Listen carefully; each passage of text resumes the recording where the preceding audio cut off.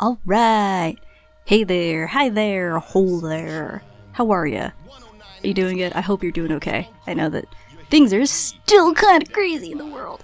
I heard that, like, Arizona is supposed to lighten up on things because we haven't had bad outbreaks, but I'm like, that's a bad idea. We need to make sure that it's done with all over. You know, that's a thing. But, you know, whatever. Arizona hasn't exactly been the smartest. They took pretty much the longest to... I'm not going to talk about that. That's things that I don't want to focus on. Instead, hey, I drew this week.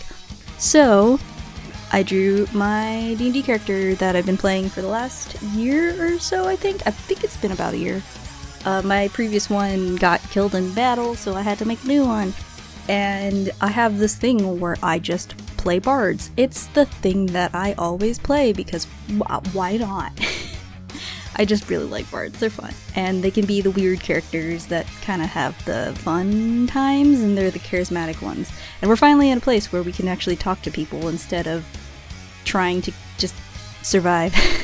We've been playing Mad Mage, and the dungeon is just a bad time. We've lost like 5 different characters because of the dungeon, and it's kind of nice to have a place where there's not so much just people are evil and are convincing versus yeah, so that's a thing.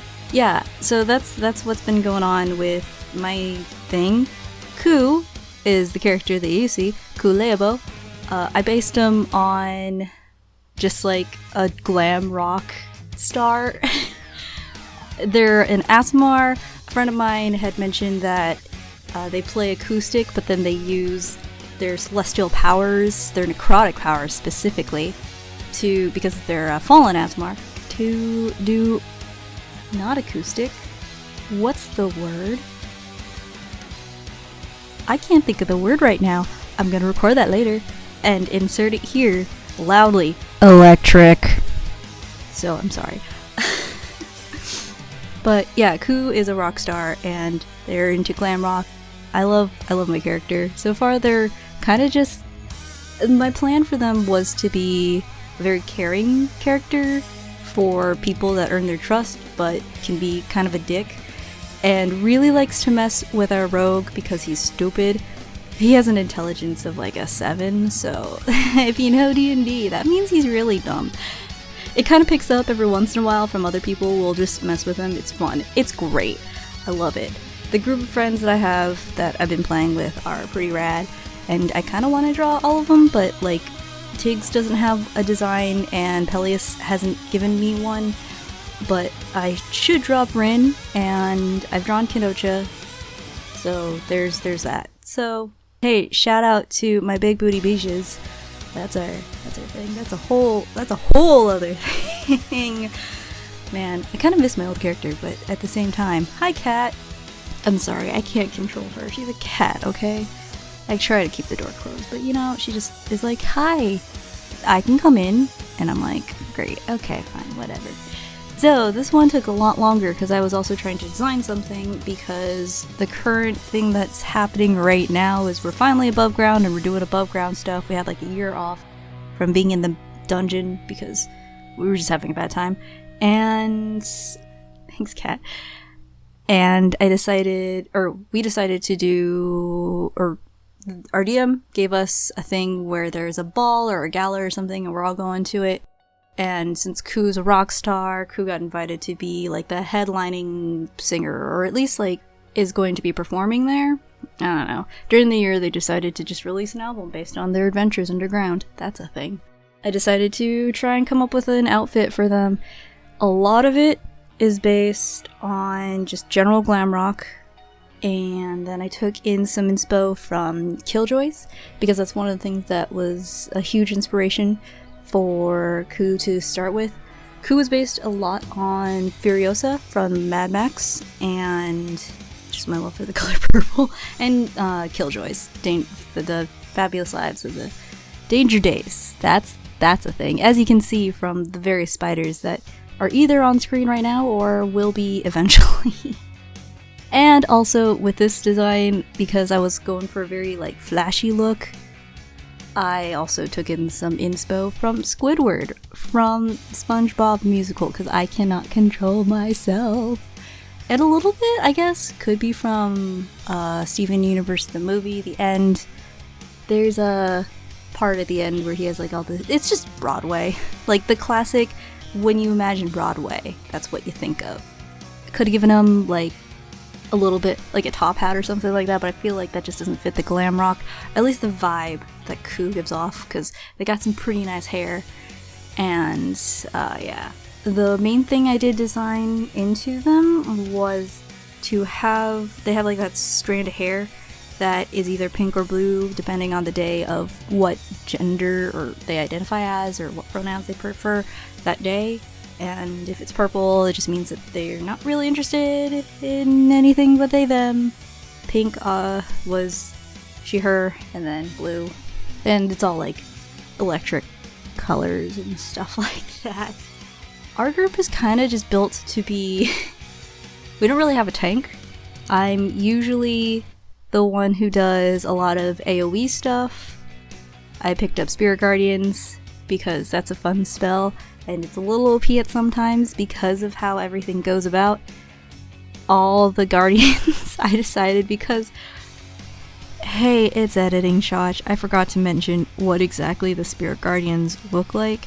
They look like various goddesses, and it'll become apparent why in a minute. But yeah, one of them is Sune, although they might change just because they're trying to be nicer to Brinica, because she's not as much of a bitch as Aurora. So that's a thing. Okay, back to the main audio. Okay, Ku's whole backstory. I don't get to talk about Ku a lot, and I don't get to talk about where they came from. But they originally came from a religious order, and they were surrounded by other Aasimar, and they were like, yeah, totally believing in all of this. Then one day, one of our previous companions, he just left eventually, he came by. He's like, I guess he was I think he was a fiend. I can't remember what specifically he was, but he was one of the fiends that you can play as. And he's like, yeah, here, let me show you all this other stuff. Ku was like, oh, this is really cool, and kind of like became friends with him. And then eventually the guy had to leave, and Ku's just like, well, this place sucks. And everybody around him is like, we're better than everybody, because that's what Aasimar are like. They're celestial touched or whatever. So Ku is like, F that. They jump and they fall. Now they kind of wander to try and find their own way and be this rock star that they've always wanted to be. I guess like there's a little bit of Greg in them. A little bit? I don't know. Because they're also really protective of kids, just like, because there's this... I guess I built that into like all my characters, because there's a lot of bad stuff in the world, so yeah. And because at that time I was working with a lot of kids, because I worked at a school before all this, like YouTube stuff, and then stuff happened, so now I'm just doing YouTube. I don't really want to talk about that, and I think I can't talk about it because it's dumb stuff. It wasn't anything bad, it was more like the school itself was pretty bad. Yeah, anyway, that's a thing. Anyway, I don't know what else to say about Ku. Ku's a cool character. I like playing Ku. Ku's fun. I did play, like, recently, I basically, because it was like a week after the Steven Universe finale, I built a character. I had actually made 2 characters, okay? So, to be fair, I had 2 characters prepared. One was going to be a lawful evil, because if I made him anything other than lawful evil, then it would have been really hard to play him. His name was Keldon. I can't remember what his last name was, but his name was Keldon. He was an alchemist, and if we were 1 level higher, he would have had a buddy with him. I think named Sharon. No, I can't remember. It might have been Sharon. Yes. I basically made Plankton. And then none of my stats saved, and I'm not remaking that because alchemy, like alchemists have like, or no, not alchemists, artificers. He's an artificer. Artificer? No. Artificer. He was an artificer, and yeah, that was a time. And then I decided, well, I kind of want to have an alternate version just in case, like, I can't play an evil character. So I made Esteban Universidad, and he was a paladin, and he was really fun. And I think, I'm not sure if my microphone just started acting weird, but hopefully I can just fix that in post. Kinda just fix itself. Cool. Oh no, it was a helicopter. Cool, great, I have to fix that. Anyway, he was a paladin and he had a steed named Lion. And yeah, that's basically the extent of it. I didn't really build too much. There was a moment actually, which was kind of awkward because it was right after the end of Steven Universe, okay? So there's this kid in the middle of the game, right? And the whole point was that this kid, like, wasn't supposed to get into the battles, was supposed to just be protected by this, like, fairy-like creature who's, like, her best friend, right? And so everybody else decides, oh, it'll be fun to just terrify this kid and basically scar her for life. And then I was like, okay, well, this is hitting a little close for specifically Esteban Universidad. So I was like, okay, well, we're either tell her that it was all a bad dream so that she doesn't have to remember all this because it was a one-night thing, or you send her to therapy so she can talk it out and get rid of this trauma, or not get rid of this trauma, but unpack this trauma and kind of be okay, you know? And Esteban was gonna, like, pay her for all that to happen. And then everybody else was like, no, it's fine. And, like, me, like, having just watched Future, and I Am My Monster, like, a day before, alright?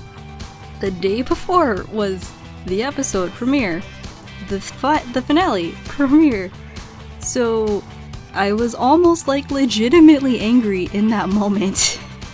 And I was like, I can't explain why, because it goes into character details, and that's not important. We're just playing one-off characters. I would love to play him again, though, because he was a lot of fun, and I got to hit stuff. I don't get to hit things as a bard, okay? But it was one of those things where I really got, like, kind of annoyed in that moment. And it's one of those, like, everybody around has a lot of stuff that goes on in their lives, but I was just like, guys, there's a reason that I'm not just playing this because it's like, this is important to me personally. I mean, it is, but also this is really important to my character. Like, God. Anyway, yeah, that was a thing. It was weird. I hope you didn't hear that. That was my ankle. It was a time. Love the group of people I play with, and I like the moments where we just kind of goof around. Like, literally, okay, I'm sorry. I don't get to talk about D&D and party stuff that often, because I feel like I talk about it too much with people, or if I do, it's like they have to listen to me versus, like, you know, they can just mute me and move on with their life. But last week, we literally spent the entire time buying a mansion and designing it to be used for, like, furthering our business, because in our world we've kind of become heroes, because in Waterdeep we've done a lot of good things. Like, my friend made a character who supports the whole orphanage and makes sure that they have money and food and education and they have a future. And then, like, there's a bunch of philanthropy that we had to do because of Golden Dragon. And then we kind of just built a smoothie shop. And yeah, like, we became super popular. So that was the thing. It was weird. I'm not into it, but, like, of course Ku would totally be like, this is pretty cool, but also kind of weird. Not used to people gathering. That's weird. So, yeah. Hope you enjoy this. Hope you enjoy watching me draw. I don't know, there's some weird anatomy going on with this drawing, I realized near the end, and also backgrounds are just not a thing. And my computer kept on slowing down when I tried to color larger areas, so it just made me not want to do more work with the background. So, I'm sorry the background's kind of boring. I hope this was at least fun to watch, or at least interesting to listen to.